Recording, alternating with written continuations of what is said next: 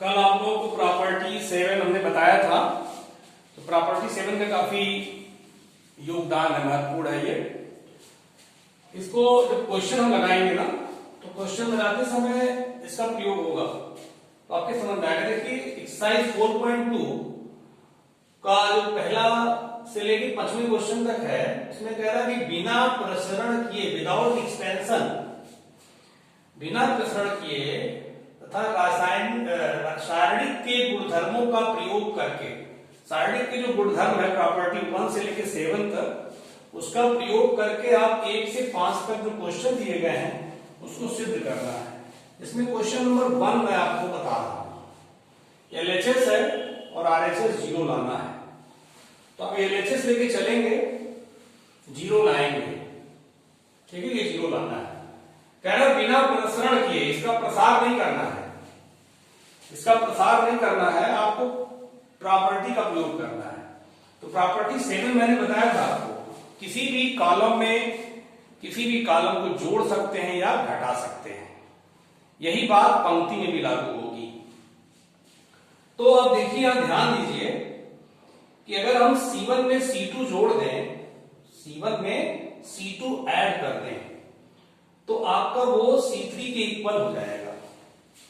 देखिए operation C1 by C1 plus C2, ठीक है। तो ये आपका हो जाएगा C1 में C2 ऐड करना है, x plus a, y plus b, z plus सी।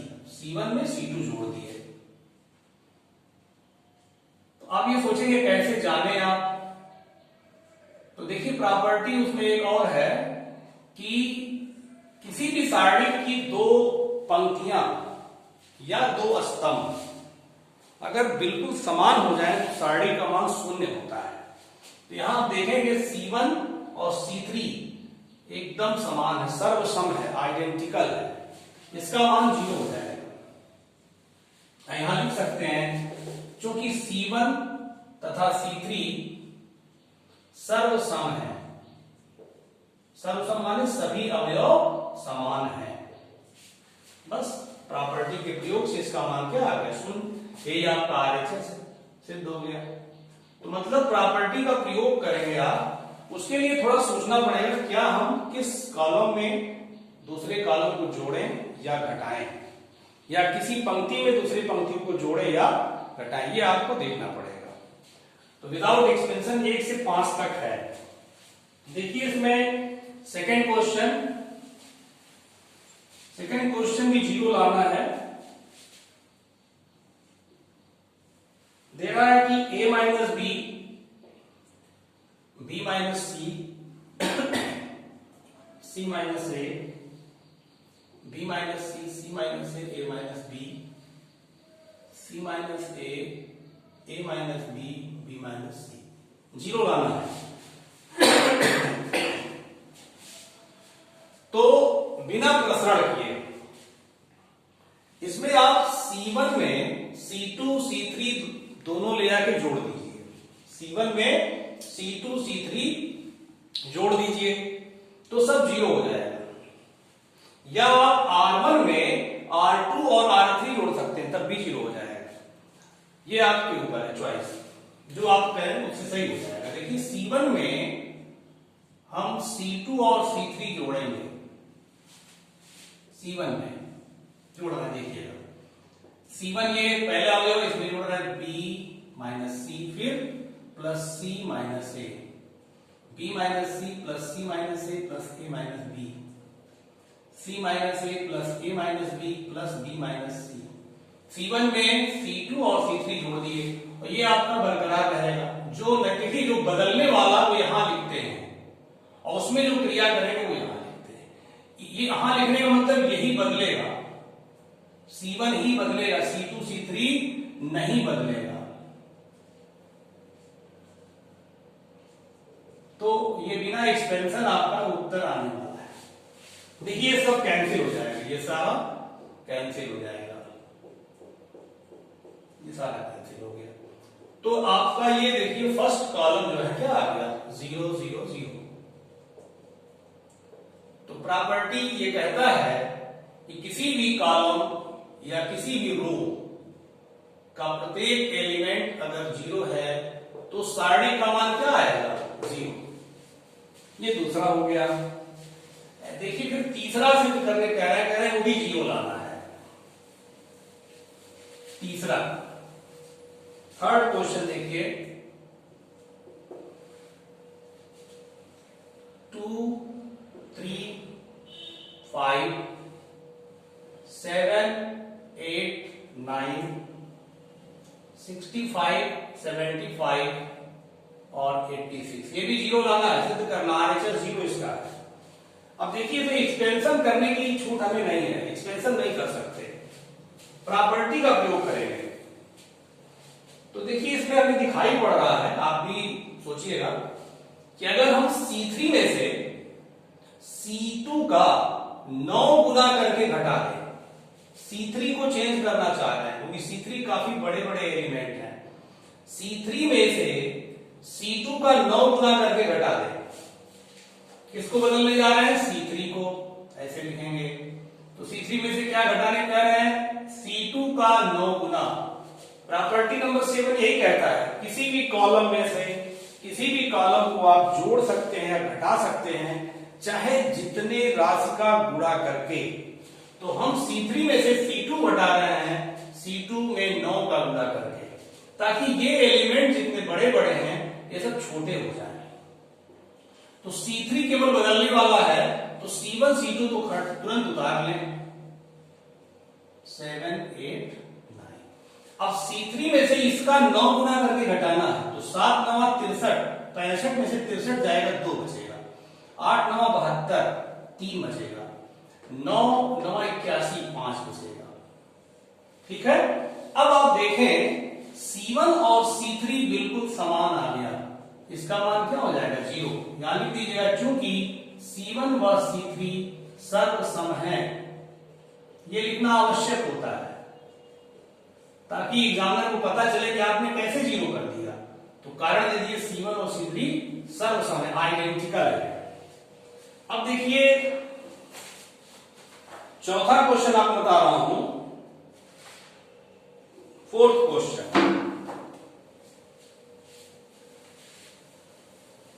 ध्यान से पढ़िए, पढ़ाई से मतलब है कोई चैनल बना के कोई बिजनेस पर्पस नहीं है, ये केवल एक प्रकार से जो भी लोग बैठे हुए घर पे उनका नुकसान हो रहा है वो अपनी पढ़ाई करें, नुकसान ना होने पाए। तो फोर्थ क्वेश्चन देखिए, इसमें 1 1 1 BC CA AB AB plus C BC plus A CA plus B, इसमें भी 0 लाना है। RHS 0 है, RHS हम नहीं नोट कर रहे हैं, LHS नोट करके चल रहे हैं। अब देखिए फोर्थ क्वेश्चन जो है, पहले इसको खोल लीजिए ब्रैकेट आप, तब आपका दिमाग चलेगा कि क्या हमें कौन सी प्रॉपर्टी कैसे प्रयोग करनी है। AB plus AC BC plus AB CA plus BC। ठीक है। अब देखिए अगर हम C3 में C2 को जोड़ दें, क्या करें? C3 में तो C3 बदलेगा, ऐसे लिखें C3 में क्या जोड़ दें? C2, तो क्या आ जाएगा? 1 1 1। C3 बदलने वाला है तो C2 को भी उतार लें, C1 भी उतार लें और C2 भी उतार लें, तो हो जाएगा AB plus BC plus CA, AB plus BC plus CA, AB plus BC plus CA। ठीक है। अब देखिए आपको मैं बता रहा हूं, किसी भी सारणी में अगर किसी एक कॉलम में या किसी एक रो में समान अवयव कॉमन है तो पूरे सारणी से कॉमन ले सकते हैं। तो देखिए कॉलम नंबर 3 में आपका ये AB plus BC plus CA common है, तो इसके बाद यहां लगा देना है। ठीक है, यहां पे ये कॉमन है तो ये कॉमन आ जाएगा बाहर पूरे सारणी से।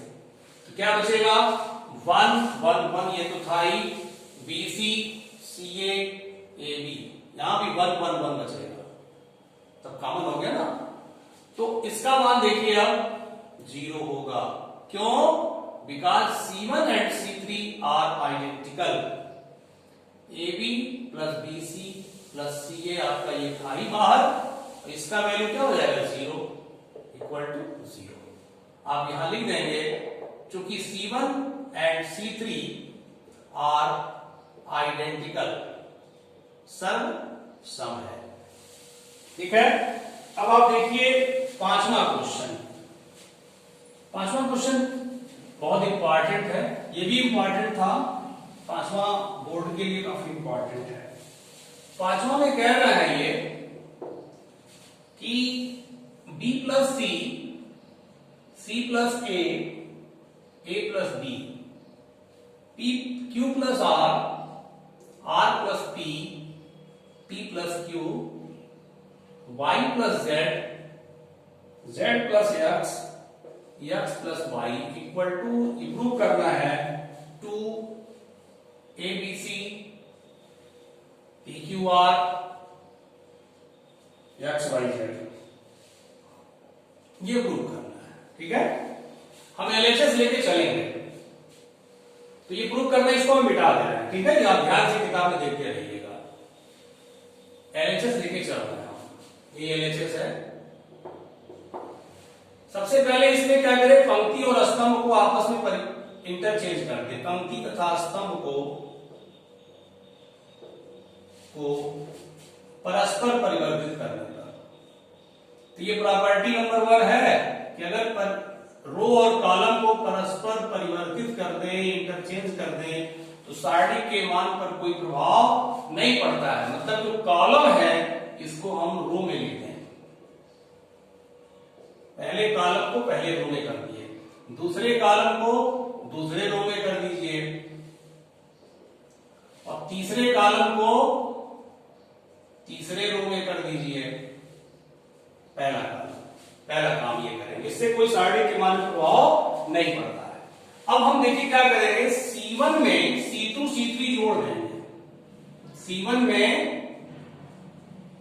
C2 C3 जोड़ देंगे,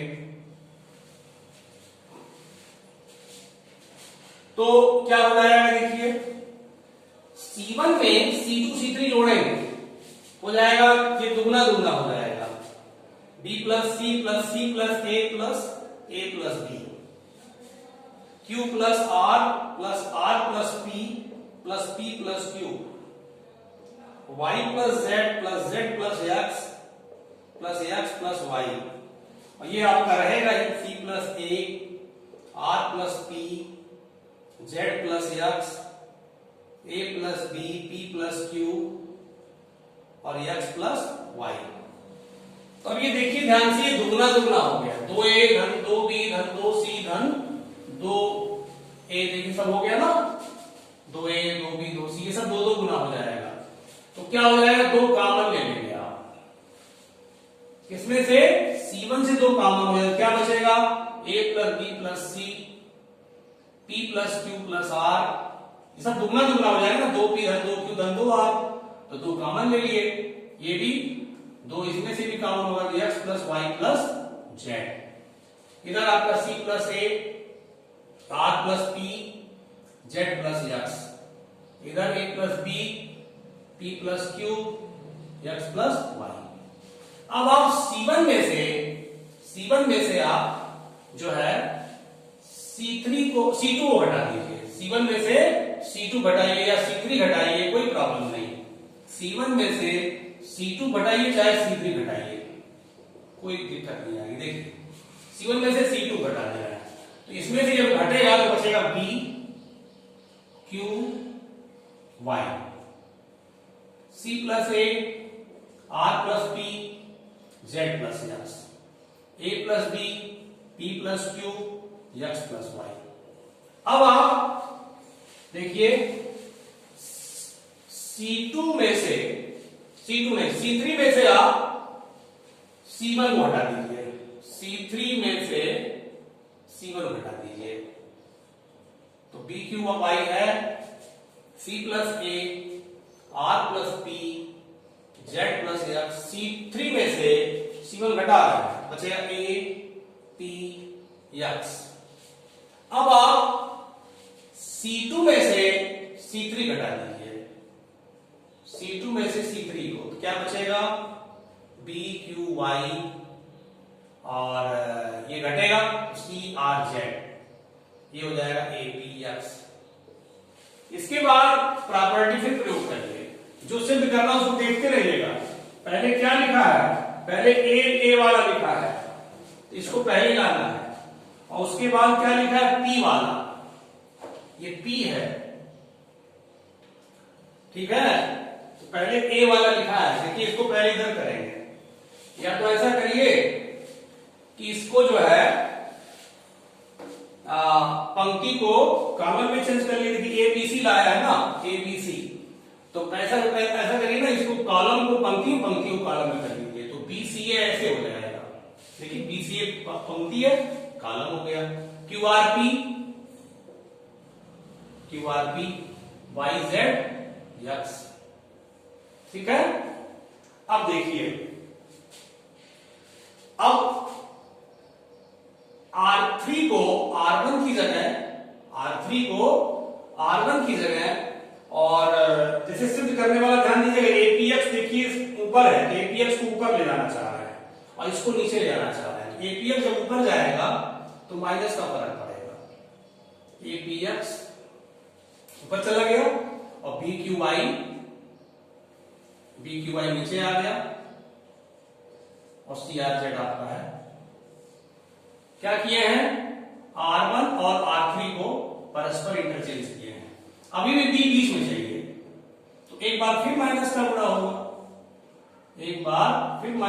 होगा, अब क्या करें, R2 और R3 को परस्पर इंटरचेंज कर दीजिए, BQY CRZ।